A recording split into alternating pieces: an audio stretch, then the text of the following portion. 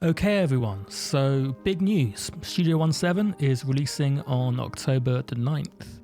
Now, I've come across a sneaky screenshot that's leaked onto Reddit.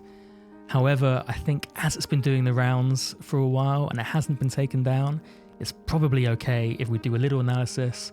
I'm going to make some educated guesses as to what I think's in store for us, and hopefully in the comments you can weigh in as well and tell me what you think, if I've missed anything, or generally what your thoughts are on Studio 1.7.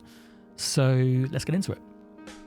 So first up, we have what looks to be a clip launcher, and I think we all assumed a clip launcher would be coming sooner or later to Studio One.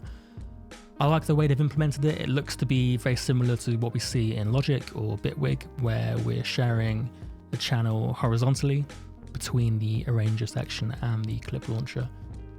I think having it on the right hand side was probably the right call, as we're used to having the scratch pad pop up on the right hand side, so that's a similar user expectation.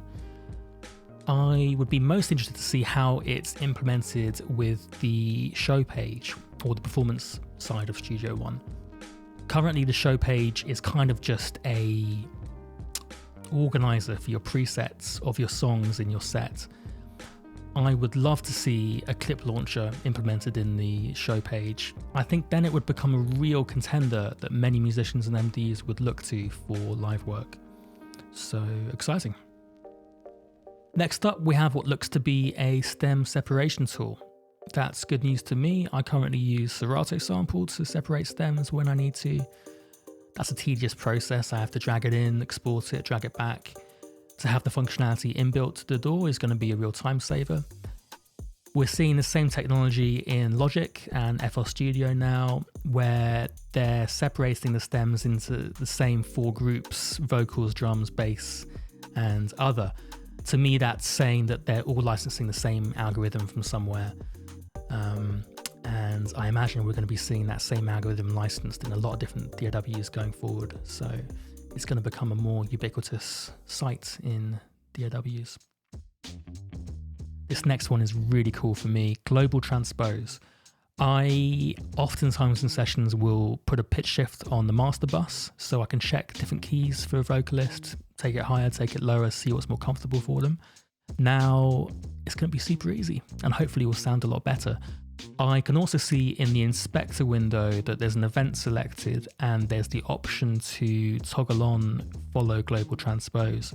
So I imagine you can deselect that for any tracks that don't have any harmonic content like drums, and it should sound a lot better. So very cool. This next one's great for all of you Splice users. It looks like we're going to be getting direct integration of Splice into the Studio One browser. Now, I can also imagine there would be communication between the song's tempo or key information and filtering out search options within Splice. I'm not a big Splice user myself, so I'm just guessing, but I can also imagine myself using Splice more because of this, and that's probably what they were hoping for, right?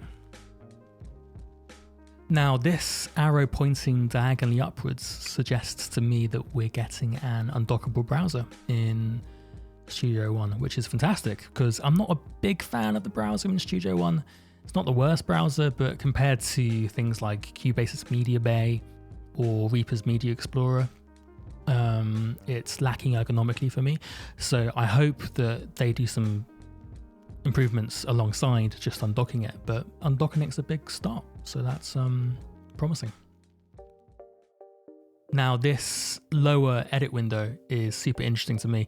I think we're getting an integrated Impact XT into the edit window itself, with the sampler in the middle and then the 4x4 drum grid on the right.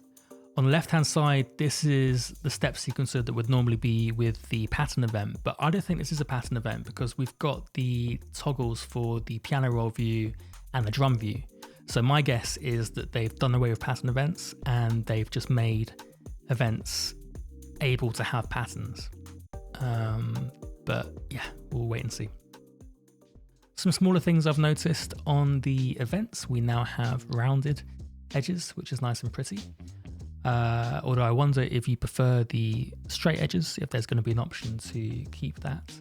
And then on the sync section, it's no longer the on or off selector, it's now a toggle with the power button.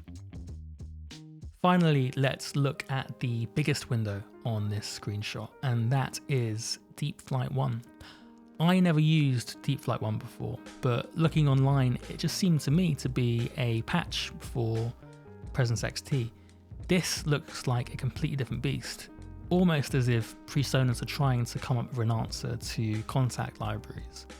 And looking at this window, the similarities are quite apparent, with the piano on the bottom and then the lovely artwork on top, much like contact libraries have. So I'm really interested to see what they have to say about this. So those are my thoughts on this screenshot. You let me know in the comments below what you think, if I missed anything, and I'll be doing a proper video on all the new features on Studio 1.7 come October 9th. So subscribe if you want to catch that.